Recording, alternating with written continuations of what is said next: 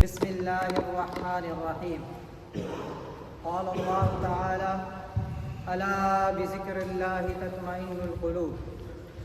اللهم صل على سيدنا محمد وعلى آل سيدنا محمد وبارك وسلم.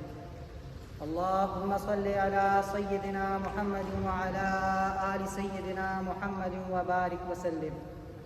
اللهم صل على سيدنا محمد وعلى آل سيدنا محمد وبارك وسلم.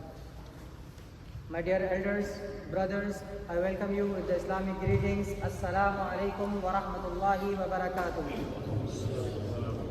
May peace, blessings and mercy of Allah subhanahu wa ta'ala be on all of us. My dear brothers, Allah subhanahu wa ta'ala says in the Holy Quran, Ala bi dhikrillahi tatma'innul qulub, meaning, verily, the contentment of the heart, it lies in the zikr, in the remembrance of Allah subhanahu wa ta'ala. My dear brothers, today, many of us and many other people around the world, around the globe, they struggle with something which is known as depression. They struggle with something which is known as anxiety. My dear brothers, as in the times of now, we speak more of mental health, but similarly, on the other hand, these mental illnesses, they have started to grow up as well. We did not have these problems 30, 40 years back, or these problems were to a limited people and for a very limited group of age. Previously, the medical doctors, the medical practitioners, they used to consider depression only for the people who were above the age of 40. But in recent times, even 12, 13, 14, 15 school-going, college-going children are being diagnosed with depression and anxiety. And that people are always complaining that we are in a state of depression, we are in a state of anxiety. And the statistics, they also prove that over 35 million people, over 20% population of any country, they are classified as the people who have depression. And unfortunately, most of the Muslim countries, most of the countries who have Muslim popularity, who have Muslims in abundance, they have the rates of depression more higher even than the normal average rate of 20%. And what is this depression? If you ask a clinical psychologist, if you ask a psychiatrist, he will tell you that depression is a feeling of sadness, a feeling of extreme pain, a feeling of sadness which comes if a person is not able to fulfill goals.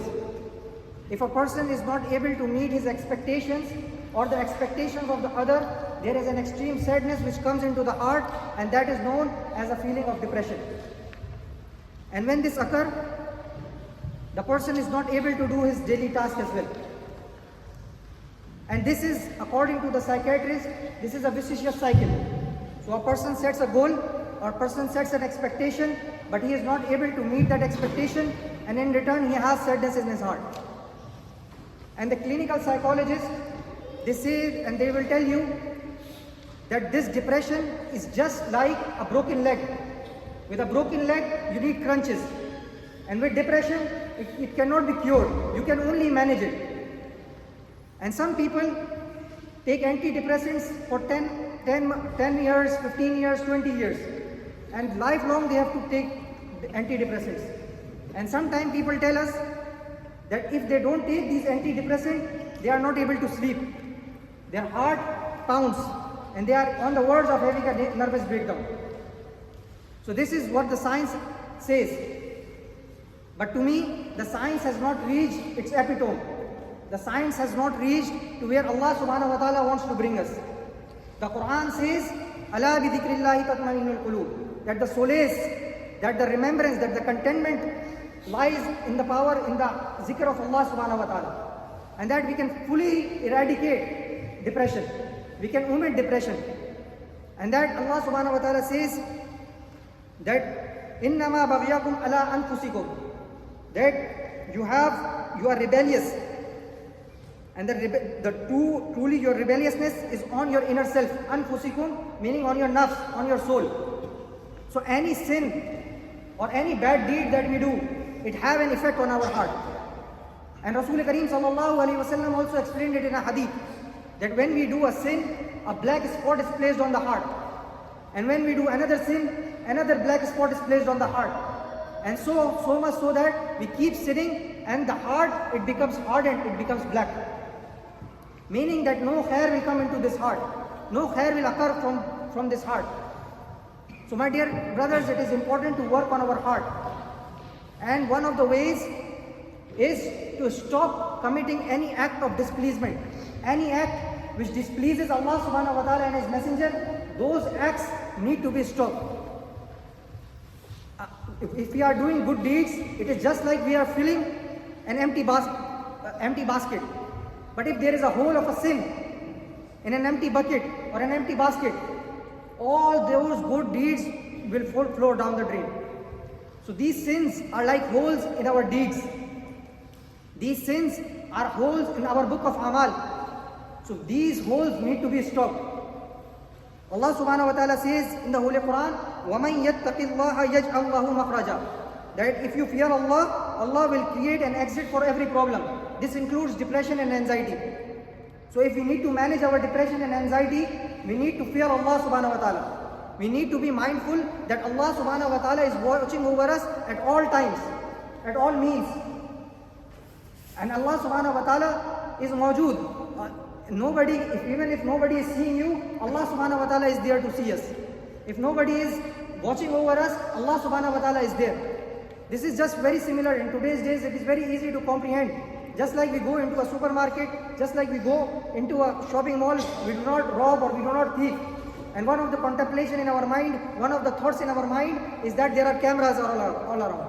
A true Muslim should not be worried about the cameras. He should be worried about seeing of Allah subhanahu wa ta'ala, the watchfulness of Allah subhanahu wa ta'ala.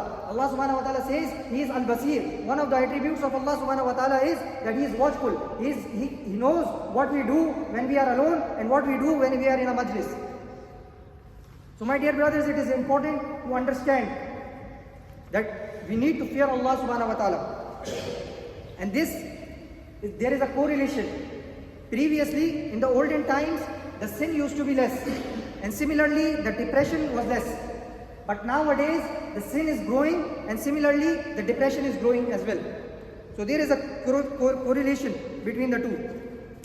And there are many sins which engulf us. And it has become in these days very easy to become sinful. Previously, the Nawabs and those people, they used to spend their wealth and money to do or commit a sin. But today, it is very easy. On a click of a phone, on the internet, we can do the sin we want. And one of the most grievous sin is to not fear Allah subhanahu wa ta'ala when we are alone. And this sin is increasing day by day. According to a company, Optinent, it's an internet filtering company. It mentions that there are 634 million websites. And out of those 634 million websites, 34%, around 250 million websites contain obscene material. Material which is pornographic. Material which is not to be seen by our children, by ourselves. But yet, due to this evolution, the sexual evolution that we are witnessing, people say that in the times of 1950s and 1960s, America went into sexual revolution. The people stopped at that time marrying each other if they wanted to have sexual relations. The women stopped covering themselves.